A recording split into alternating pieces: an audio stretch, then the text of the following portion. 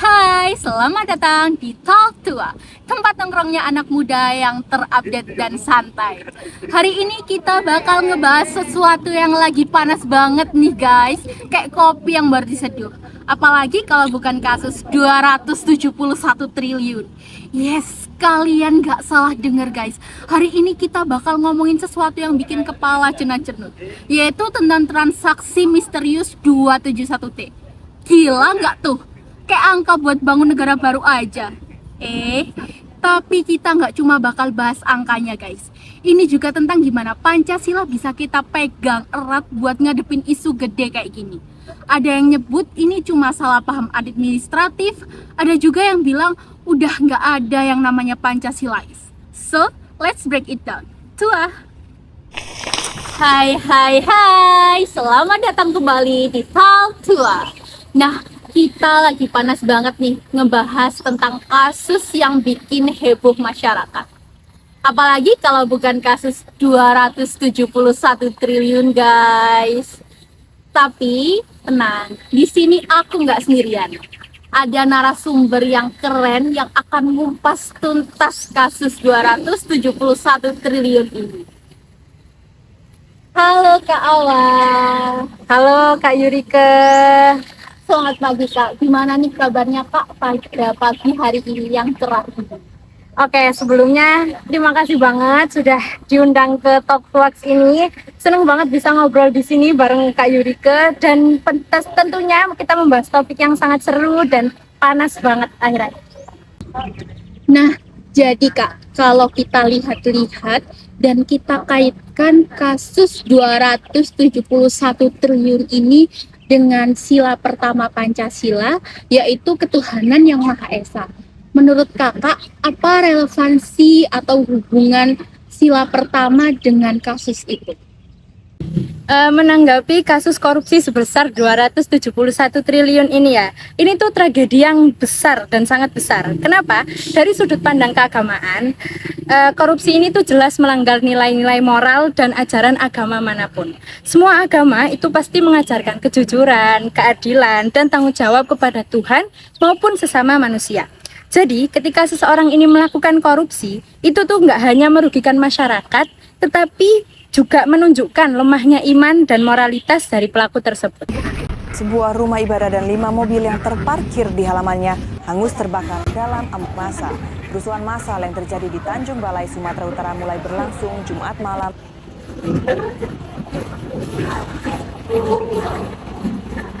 Halo, tolong siapin uang donasi sekarang.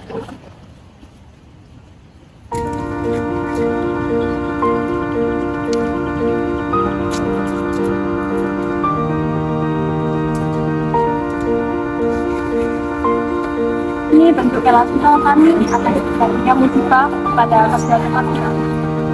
Baik, terima kasih atas bantuannya. Dan ini akan kami salurkan untuk merenovasi kedua tempat ibadah. Terima kasih.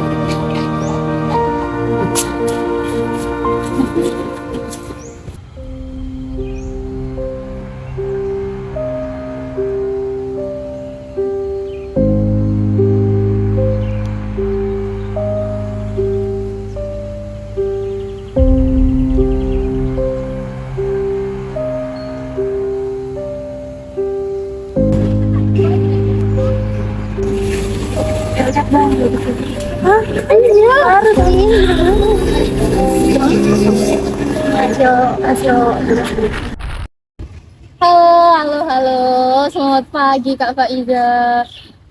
Gimana nih kabarnya? Kok kelihatannya cerah sekali pada pagi hari ini?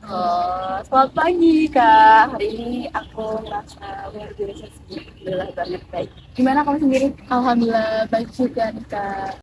Oke Kak, kalau kita lihat kasus ini dengan sila kedua kita ya, itu kemanusiaan yang adil dan beradab. Menurut Kakak, apa sih hubungannya kasus 271 triliun ini dengan sila kedua kita? Kalau dari kasus 271 triliun itu tadi dihubungkan dengan Pancasila, itu sesuatu yang sangat kontradiksi ya.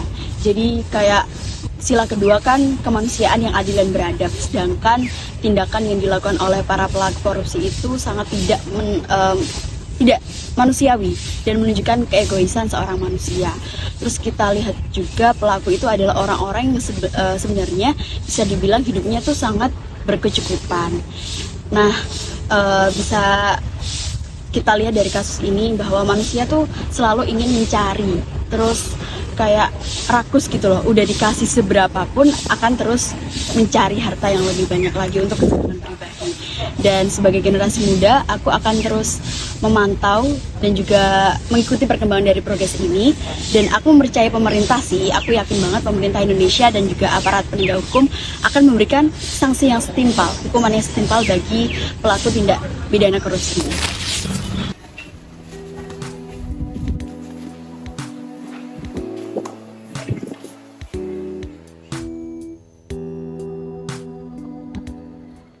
Dari laporan yang saya terima, Anda telah melakukan korupsi yang menimbulkan kerugian senilai 271 triliun rupiah. Menurut undang-undang yang berlaku, Anda dikenakan hukuman 1 tahun penjara dengan denda senilai Rp5.000. Nanti aku kasih bagiannya. Aman.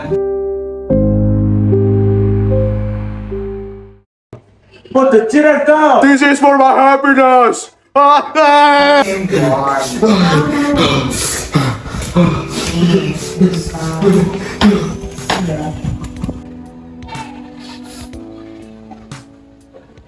Dari barang bukti yang saya terima, Anda telah memelihara satwa dilindungi yang berjenis jerapah Mojokerto. Menurut undang-undang yang berlaku, Anda dikenakan hukuman 30 tahun penjara dengan denda senilai Rp5 miliar.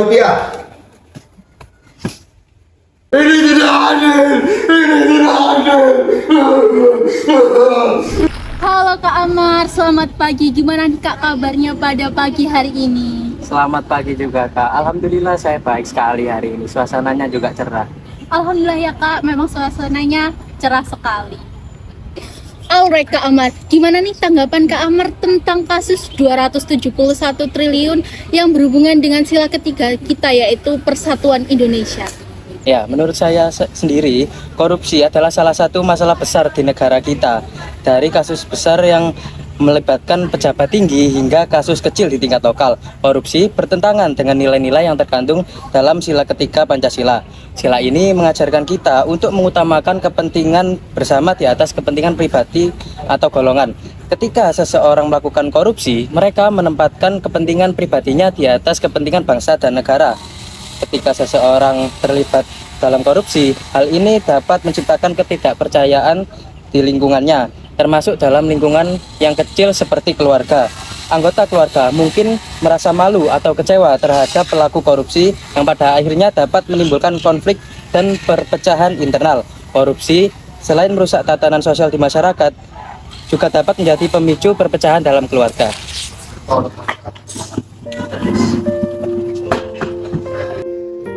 Bentar. Udah pulang kamu. Bapak, ini kakak udah pulang. Sermas oleh.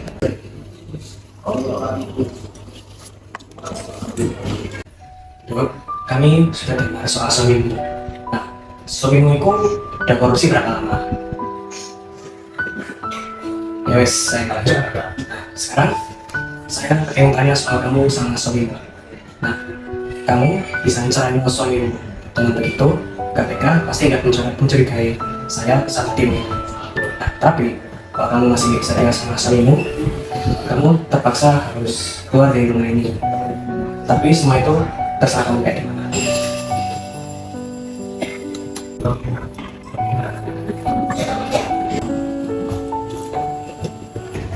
Bu, sayurnya Bu. Pak, yang ini berapaan ya? 5.000 Bu. Kalau 3.000 nggak boleh Pak. Wah, nggak bisa Bu, udah pas itu saya kulaknya juga mahal ya. Saya ambil 2, 3.000. Loh, sampean ya apa toh? Bisa? Ya. Kemana semua uangnya? Kok nawar-nawar gini sih? Kak Boys Pulas. Coba minta OKPK. Dikasih. Halo Kak Mubin, selamat pagi. Gimana sih Kak kabarnya pada pagi hari ini? Alhamdulillah ini aku baik sih. Kalau kemarin itu sempat gak enak badan batuk-batuk kan cuacanya mendung hujan ya. Jadi alhamdulillah sekarang fresh lebih seger ya. Ya, alhamdulillah. Alhamdulillah nih Kak ya, udah sehat lagi. Nice Kak Mubin. Nah, jadi gimana nih Kak? Kaitannya kasus 271 triliun dengan sila keempat Pancasila, yaitu kerakyatan yang dipimpin oleh hikmat, kebijaksanaan dalam permusyawaratan dan perwakilan. Apa sih Kak relevansi kasus ini dengan sila tersebut? Jadi sebelum kita kaitkan dengan Pancasila yang keempat itu ya, sebelumnya ini berita yang sangat heboh di mana ada sekumpulan orang yang menggelapkan uang segitu banyaknya, 271 triliun itu sangat banyak. Saya pun nggak masuk akal mikir soal itu. Terus untuk kaitannya dengan sila keempat itu sangat erat hubungannya dengan amanah, di mana wakil rakyat yang bekerja untuk rakyat, menyampaikan aspirasi rakyat dan amanah untuk rakyat. Lalu apa hubungannya dengan kasus tersebut? Kasus tersebut di mana ada gerombolan orang yang menggelapkan uang sebesar itu, di mana uang itu harusnya untuk kebaikan perusahaan, kebaikan usaha, untuk bisnisnya, tapi mereka malah menggelapkan, di mana mereka tidak amanah. Lalu dihubungannya dengan sila keempat itu amanah, di mana wakil rakyat kita itu pasti sangat amanah dengan kita. Mereka pasti menggunakan uang yang kita bayar pada mereka untuk kebaikan kita, masyarakat Indonesia. Mereka pasti amanah dan jujur, gak pernah melakukan hal yang buruk seperti kasus tersebut. Ya kayaknya ada yang nggak cocok ya anggarannya, kayak kurang dari yang seharusnya gitu loh. Coba sih kamu lihat. Lihat sini. Wah bener nih, tapi yang kurang di bagian mana ya? Ini bagian sini nih, bagian yang proyek infrastruktur ini kan anggaran yang masuk laporan tuh harusnya segini, tapi kan harusnya kan 2 kali lipatnya. Waduh, kalau kayak gini kita bisa kena masalah. Coba tanya ke atasan saja. Kalian ada apa nih ribut-ribut? Oh maaf Pak, ini ada laporan yang nggak sesuai sama yang seharusnya nih Pak. Nah, kan ini yang infrastruktur ini kan aslinya harusnya kayak 2 kali lipat dari ini, cuman yang ke input tuh cuma segini. Ada. Mana sih? Coba saya lihat. Oh, sudah ya, kamu nggak usah ribut. Ini kamu tulis saja sesuai dengan angka yang seharusnya. Loh Pak, tapi kan kalau kayak gini nggak sesuai prosedur Pak. Sudahlah, nggak apa-apa. Kamu ikuti aja instruksi saya, iya. Nggak perlu banyak tanya.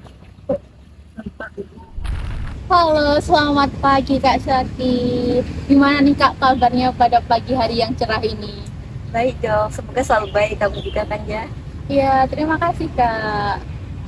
Alright Kak Syati, kali ini kita akan ngebahas kasus ini dari perspektif sila kelima, yaitu keadilan sosial bagi seluruh rakyat Indonesia. Menurut Kak Syati, apa nih relevansi kasus 271 triliun dengan sila kelima? Aku percaya kalau rakyat Indonesia itu makin cerdas dan peka terhadap masalah-masalah. Salah satunya kasus 271T ini. Menurutku itu adalah salah satu kasus terheboh yang ada di Indonesia. Lalu kita harus mempertimbangkan aspek-aspek dari kasus itu, seperti uang yang diambil dari kasus itu mungkin bisa untuk kepentingan bersama. Lalu pengambilan timahnya itu sendiri mungkin malah memperbaiki lingkungan jika digunakan dengan baik kan ya. Sidang korupsi kasus 271 triliun dinyatakan dibuka. Jaksa silakan dimulai. Yang mulia, terdakwa telah melakukan kejahatan besar terhadap bangsa ini. Bukti menunjukkan kerugian ekonomi negara dan kerusakan lingkungan akibat tambang ilegal. Ini bukan sekedar angka, tapi nasib jutaan rakyat yang dirampas haknya atas keadilan sosial. Panggil saksi ahli ke depan.